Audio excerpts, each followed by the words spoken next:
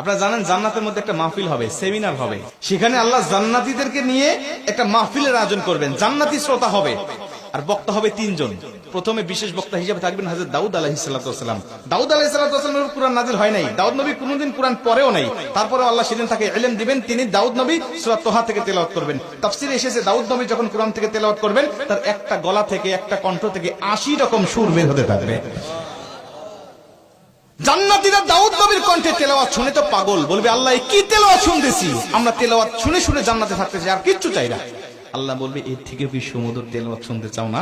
জান্নাতীরা বলবে আল্লাহ এর থেকে সুমধুর তেলাওয়াত হতে পারে, আমাদের আর বিশ্বাস হয় না। আল্লাহ বলবে কেন বিশ্বাস হয় না? দাউদ নবীর উপরে কোরআন নাজিল হয় নাই, দাউদ নবী কোরআনের জন্য মার খায় নাই। যে নবীর উপরে কোরআন নাজিল করেছি, যে নবী কোরআনের জন্য মার খেয়েছে, দাঁত শহীদ করেছে, মাথার হেলমেট ভেঙেছে, উহুদের প্রান্তরে রক্তক্ষরণ করেছে, ওই নবীর কণ্ঠ থেকে কোরআনের তেলাওয়াত শোনো কেমন সুমধুর শোনা যায়।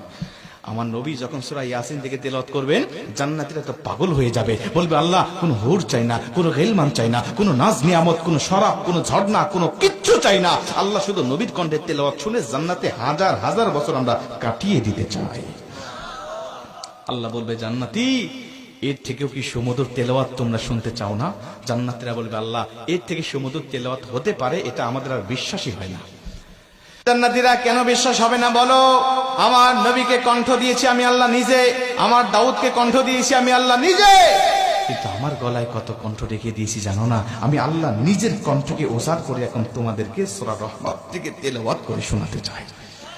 আমার আল্লাহ সেদিন টান দিবেন সূরা রহমান থেকে, আর রহমান বলবেন না, তিনি আনার রহমান বলে টান দিবেন। আমি রহমান, যে রহমানের কথা দুনিয়াতে তোমরা শুনেছো, যে রহমানের ভয়ে দুনিয়াতে পাপ থেকে বিরত ছিলে, যে রহমানের ভয়ে তাহাজ্জুদের ওয়াক্তে দাঁড়িয়ে চোখের পানি বিসর্জন দিয়ে নামাজ আদায় করেছো, যে রহমানের ভয়ে সারাটা দিন রোজা রেখেছো, যে রহমানের ভয়ে তোমরা সত্যের পক্ষে চলেছো, ওই রহমান